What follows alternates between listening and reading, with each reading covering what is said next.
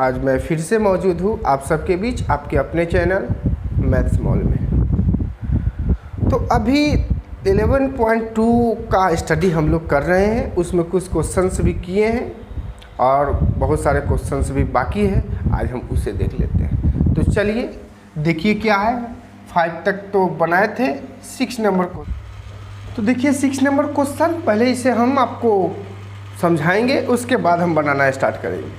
तो देखिए आप ध्यान से देखिए क्या कह रहा है। फाइंड दी, है ना, Cartesian equation of the line which passes through the points. इतना दिया हुआ, एक पैसेज थ्रू द पॉइंट दिया हुआ and parallel to the line given by something. अब इसके बारे में पहले समझना है। ये जो दिया हुआ है ना, ये किस फॉर्म में दिया हुआ है?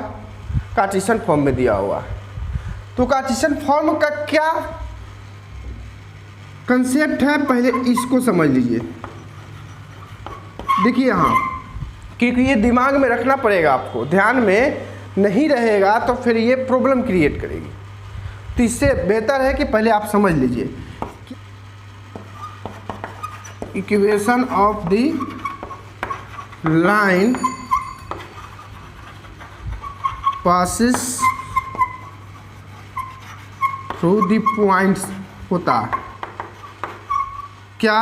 x1 y1 z1 and direction ratio.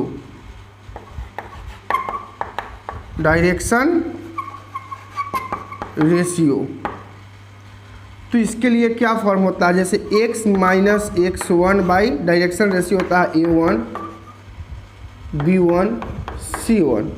ये a1 is equal to y minus y1 upon b1 is equal to z minus z1 upon c1। यही इसका फॉर्म है। तो यहाँ पर ध्यान दीजिए। तो ये सब क्या है? x1 y1 और z1 यहाँ कार्टेशियन फॉर्म में निगेटिव है। तो यहाँ पासेस थ्रू दी पॉइंट क्या हो जाएगा मालूम है? पॉजिटिव। ये ध्यान में रखना पड़ेगा। अगर यहाँ पॉजिटिव होगा तो ये क्या हो जाएगा? निगेटिव। इसको ध्यान में आपको रखना पड़ेगा। अगर इस तरह का फॉर्म दिया हुआ रहेगा, अगर कहेंगे आपको कि ये बताइए आप equation of the line passes through the point, आप इसमें से बताइए, तो क्या करेंगे? ये वाला पॉइंट सब लेंगे। अगर निगेटिव होगा तो पॉजिटिव लेंगे, पॉजिटिव होगा तो क्या करेंगे? निगेटिव लेंगे। ये ध्यान में रखिएगा। और ये जो है डिनोमिनेटर में जो दिखाई पड़ रहा है, ये डायरेक्शन रेशियो का पॉइंट। सेम यही कंडीशन है, यहाँ से हम लेंगे। ध्यान दीजिएगा, -4 और +8। इस कार्टेशियन इक्वेशन में अगर हम देखेंगे तो पासेस थ्रू दी पॉइंट क्या हो जाएगा, ये पहले बताइए। डायरेक्ट लिखेंगे द पॉइंट, यहाँ पॉजिटिव है तो क्या हो जाएगा? निगेटिव। निगेटिव है तो पॉजिटिव होगा, और पॉजिटिव है तो क्या हो जाएगा? Negative. And direction ratio,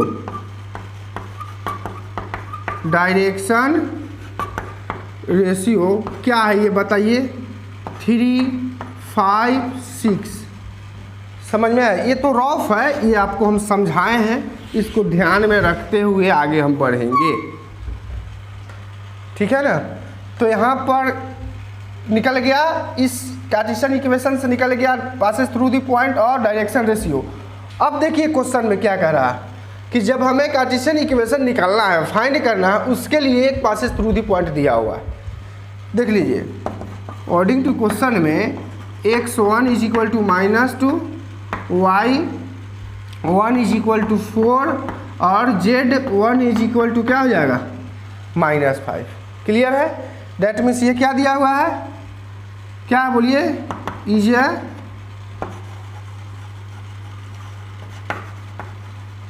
passes through the points. Clear? And parallel to the line given by, ये दिया हुआ है।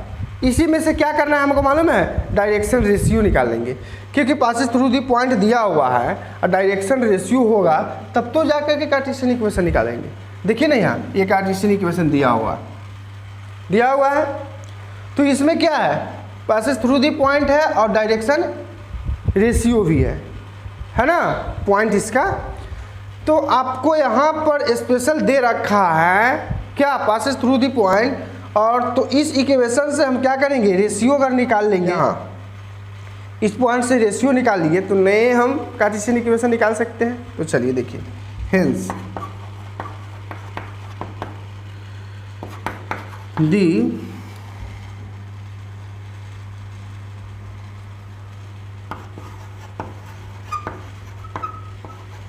required Cartesian equation is equal to x minus x1, that means -2 है तो क्या हो जाएगा +2 अपॉन में ये क्या है a1 b1 c1 3 is equal to, ये बताइएगा y minus 4/5 is equal to z minus, ये प्लस माइनस प्लस हो जाएगा 6 z माइनस, तो ये माइनस में है z1 की वैल्यू, क्लियर है आइए। तो यही नया कार्टेशियन इक्वेशन निकला, समझ में आ गया होगा आपको, बहुत इजी है और ये आपको कंसेप्ट बताया गया है, इसको समझना पड़ेगा, इसको लिखने की कोई ज़रूरत नहीं, क्योंकि यही सबको अगर हम माइंड में रखे हुए हैं तब जाकर के ये क्वेश्चन बन रहा है, समझ गए। तो चलिए हम 7 नंबर क्वेश्चन बताते हैं। तो देखिए 7 नंबर में क्वेश्चन, इसमें भी क्या दे रखा है, ये किसका फॉर्म है पहले ये बताइए, कार्टेशियन इक्वेशन का फॉर्म है। अब यहाँ पर हमें वेक्टर फॉर्म में बताना है। तो आप जानते हैं वेक्टर का क्या इक्वेशन होता है, vector r is equal to vector a plus lambda vector b, बोलिए होता है या नहीं होता है, होता। एक लाइन का इक्वेशन है ये ना, जब वेक्टर दिया हुआ रहेगा उसके लिए यही इक्वेशन होता है जो लाइन का कहलाता है इक्वेशन, ठीक है। तो यहाँ पर वेक्टर फॉर्म में हमें लाना है तो क्या करना पड़ेगा, पासेस थ्रू दी पॉइंट जो है इसे हमें एक अलग वेक्टर बनाना पड़ेगा और डायरेक्शन रेशियो का जो पॉइंट है इससे एक अलग वेक्टर बनाना पड़ेगा। तो चलिए यहाँ पर देखिए हम कैसे सॉल्व करते हैं। पहले निकालिए दी पासेस थ्रू दी पॉइंट, क्या है यहाँ निगेटिव है तो क्या लेंगे, पॉजिटिव, पॉजिटिव होगा सो निगेटिव लेंगे, ये हम आपको अभी बताए हैं जस्ट, इसको ध्यान में रखना पड़ेगा। And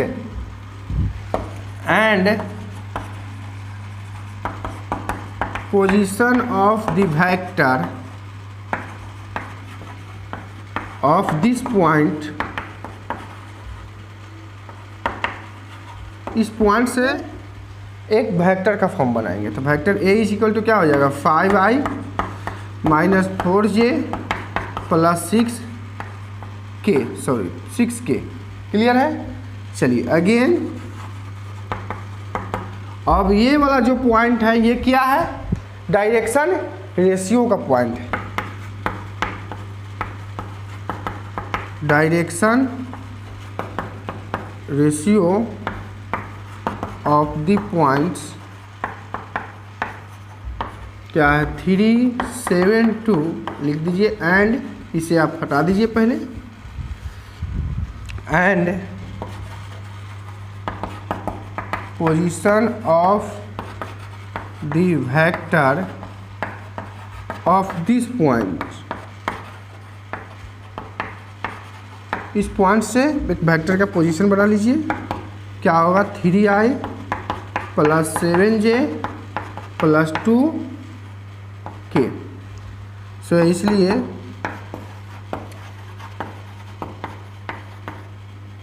required equation of the vector form is equal to क्या आ जाएगा, vector r is equal to vector a plus lambda vector b। Vector a क्या है लिख दीजिए 5i minus 4j plus 6k plus lambda, vector b क्या है 3i plus 7j plus 2k और यहाँ वेक्टर r। बस यही करना था, सिंपल है एकदम, आपको समझ में आ जाएगा। जैसे 2 3 4 5 क्वेश्चंस अगर बनाएंगे तो एकदम क्लियर हो जाएगा। तो चलिए टाइम को वेस्ट नहीं करेंगे, नेक्स्ट क्वेश्चन पर चलते हैं। तो चलिए देखिए 8 नंबर भी क्वेश्चन है, इसे भी सॉल्व करते हैं। ध्यान दीजिए आप सब भी। Find the vector and the Cartesian equation of the line that passes through the origin and something, that means ये कोई पॉइंट दिया हुआ है। तो यहाँ पर देखिए पासिस थ्रू द पॉइंट क्या है, ओरिजिन। ओरिजिन जो दिया हुआ है पॉइंट छूटा होगा, थोड़ा सा सूटेबल नहीं लग रहा है। चलिए तब यहाँ पर ध्यान दीजिए क्या गिवन दिया हुआ है, पहले ये सब लिख लेते हैं। The passes through the points क्या है, origin. Origin and position of the vector A is equal to, origin है that means 0i 0j plus 0k। Okay, again अब ये जो दिया हुआ है पॉइंट क्या है, direction ratio of the points 5 - 2 3 and इसको भी position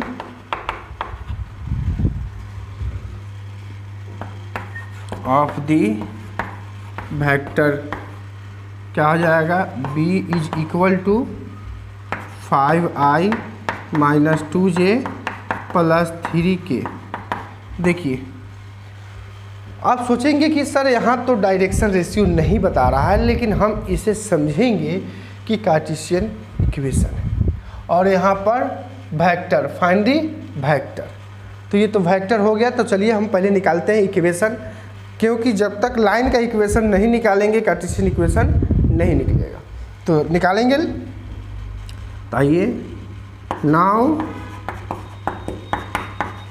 the equation of line vector r is equal to vector a plus lambda vector b। तो vector r is equal to a कितना है, 0i plus 0j plus 0k plus lambda vector b कितना है, 5i - 2j plus 3k। और ये सब add करेंगे तो क्या होगा, lambda 5i - 2j plus 3k। ये क्या होगा, ब्रैकेट में लिख देते हैं वेक्टर फॉर्म। वेक्टर फॉर्म है, एक यहाँ तक आंसर आपका हो गया। फिर यहाँ पर आगे बढ़ाएंगे हम। Put vector r is equal to xi plus yj plus zk। Cartesian की वीडियो में हम बताए थे कार्टेशियन फॉर्म हम कैसे किसी लाइन की इक्वेशन से बनाते हैं, समझ रहे हैं ना।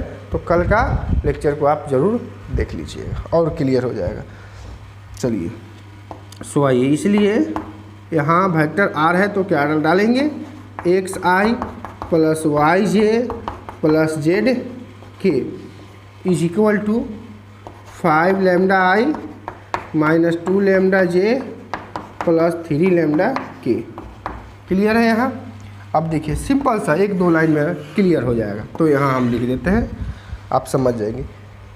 i वाला i के साथ, तो क्या हो जाएगा, xi इज इक्वल टू क्या हो जाएगा, 5 लैम्डा i yj है, ये किसके साथ होगा, 2 - 2 लैम्डा j। और यहाँ zk जो है ये किसके साथ होगा, 3 लैम्डा k के साथ। तो यहाँ आई से आई कैंसिल, तो क्या हो जाएगा x/5 is equal to lambda, और यहाँ जे से जे कैंसिल, तो i/-2 is equal to lambda, के से के कैंसिल, तो z/3 is equal to lambda. So इसलिए लिख दीजिए इसको कार्टेशियन फॉर्म क्या होगा, x/5 y/-2 z/3, ये निकल गया। एकदम सिंपल क्वेश्चन सब है, देख रहे हैं ना, इसमें कोई जोखिम लेने की ज़रूरत नहीं है, एकदम सीधा। अगर आप पढ़ाई करते हुए आगे चल जाइएगा तो ये समझ में आ जाएगा लेसन, क्योंकि ये बिल्कुल आसान लेसन सब। तो चलिए अब हम नेक्स्ट क्वेश्चन बताते हैं, और ये सब क्वेश्चन को 1-2 बार 3 बार देखिए पहले, कैसे बना हुआ है, कैसे हम समझा रहे हैं, अच्छे से समझ में आ जाएगा। ठीक है, तो चलते हैं नेक्स्ट क्वेश्चन पर। तो देखिए 9 नंबर क्वेश्चन आपको दिख रहा होगा। अभी 8 नंबर जो क्वेश्चन पढ़े हैं सेम वही है, नंबरिंग चेंज हो गया और थोड़ा सा डिजिट में कुछ फर्क है। बाद बाकी जो अभी 8 नंबर हम क्वेश्चन किए हैं, जो कार्य किए हैं, उसमें जो मेथड अपनाए हैं वही मेथड हमें 9 नंबर क्वेश्चन में भी अपनाना है। तो इसमें हम कुछ खास इसलिए बताने के लिए हम सोच रहे हैं आप सबको, और 8 नंबर जो क्वेश्चन बताए हैं उसमें हम छुपा लिए और यहाँ ओपन कर देंगे। उसमें ओरिजिन की चर्चा था, तो ओरिजिन जानते हैं 0 होता है, तो 0 का कोई उतना वैल्यू नहीं है, तो चलिए वो छुप भी जाता है, कोई फ़र्क नहीं पड़ता। लेकिन यहाँ पर ओरिजिन की चर्चा नहीं है, यहाँ पर कुछ पार्टिकुलर पॉइंट्स को दर्शा दिया गया है क्वेश्चन में। तो चलिए हम इसे सॉल्व करते हैं। तो यहाँ पर क्या किया गया है, पहले ध्यान दीजिए, पासेस थ्रू द पॉइंट, इतना एंड इतना दिया हुआ है। तो first number passes through the point है, इस सबको हम एक वेक्टर के फॉर्म में पहले हम बनाना चाहते हैं। तो डायरेक्ट लिखते हैं position of vector of this passes through the points, ये हम डायरेक्ट यहाँ लिख दिए। Vector A is equal to 3i minus 2j minus 5k and vector B is equal to 3i minus 2j plus 6k। Clear है यहाँ तक? अब यहाँ पर वेक्टर का इक्वेशन लिखेंगे। तो देखिए यहाँ दी इक्वेशन ऑफ वेक्टर्स क्या होगा, vector R is equal to vector A plus lambda, यहाँ वेक्टर बी माइनस वेक्टर ए।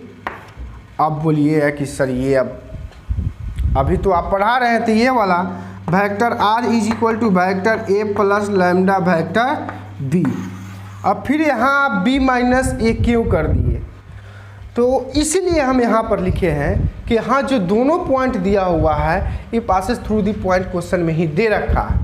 और इस तरह का इक्वेशन जब बनाते थे हम लोग, तो ये क्या था, पासेस थ्रू दी पॉइंट, और ये क्या था, direction ratio of the point. तो यहाँ direction ratio of the point नहीं है, ये दोनों क्या है, पासेस थ्रू दी पॉइंट। तो आप कहेंगे कि सर चलिए हम इसे ए ले लिए, तो यहाँ पर लिख देंगे। आप कहिए कि सर तो हम बी को भी, तो पहले बी वाला जो टर्म है उसे हम ए लेकर के यहाँ लिख सकते थे, आप बोलेंगे ना हमसे, इसलिए ये काम किया गया है कि दोनों पासेस थ्रू दी पॉइंट है, तो आप ऐसे कर लीजिए। आपको ये है कि तो 8 नंबर में क्या किए, तो 8 नंबर में भी दोनों passes through the he point था, लेकिन उसमें क्या था, एक जो ए वाला पार्ट था वो क्या था, 0i प्लस 0j अब प्लस 0k था। तो हमें इसमें से कुछ भी अगर घटाएंगे तो खुद 0 है, तो वही टर्म प्राप्त होगा, इसलिए हमें स्पष्ट नहीं दिखाई दिया। और यहाँ पर स्पष्ट दिखाई दे रहा है कि क्वेश्चन में चेंज कर दिया है, और ये आप लोगों के लिए बहुत ही अच्छा है। ठीक है, तो चलिए हम बनाते हैं। तो देखिए vector R is equal to vector A क्या है यहाँ, 3i minus 2j minus 5k plus lambda, vector B क्या है यहाँ, 3i minus 2j plus 6k minus vector A क्या है यहाँ, 3i माइनस 2j -5 के। अब चलिए इसे सॉल्व करते हैं पहले। 3i - 2j - 5k plus lambda, 3i - 2j plus 6k minus 3i plus 2j और प्लस 5k। अब देखिए कुछ कैंसिल होने वाला है तो आप कर दीजिए कैंसिल। देखिए ये होने वाला है और ये भी होने वाला है, तो 6k और 5k कितना के हो जाएगा 11k। 3i - 2j - 5k और यहाँ पर क्या है प्लस 11 लैम्डा k। तो ये ब्रैकेट्स में लिख देते हैं। ये क्या हो गया वेक्टर फॉर्म। एक आंसर आपका यहाँ आ गया। अब सेकेंड में कार्टेशियन इक्वेशन निकालेंगे तो उसके लिए क्या करना पड़ता है बताइए। पुट करना पड़ता है वेक्टर r का value xi plus yj plus zk। Clear है यहाँ? तो चलिए यहाँ पर डालिए xi plus yj plus zk और यहाँ देखिए is equal to 3i - 2j - 5k plus 11 lambda k। तो यहाँ देखिए xi i वाले के साथ में कर दीजिए 3i, yj j वाले के साथ कीजिए -2j और प्लस zk वाले के साथ। तो इस दोनों में से k कॉमन ले लेंगे तो क्या हो जाएगा -5 प्लस 11 लैम्डा। तो ये कैंसिल हो गया तो z इक्वल क्या हो गया -5 प्लस 11 लैम्डा और यहाँ j कैंसिल तो y इज इक्वल टू क्या हो गया -2 और यहाँ i कैंसिल तो x इक्वल क्या हो गया 3। यहाँ तक तो समझ में आ गया। चलिए यहाँ हम z का क्लियर कर देते हैं। तो z इधर माइनस में 5 है तो इस साइड में प्लस में होगा। 11 लैम्डा है तो यहाँ 11 आ जाएगा इज इक्वल टू क्या हो गया लैम्डा। तो यहाँ लिख देते हैं, आप लिख लीजिएगा ठीक है। सही इसलिए कार्टेशियन इक्वेशन r क्या होगा बताइएगा x - 3 बाय में कुछ नहीं है।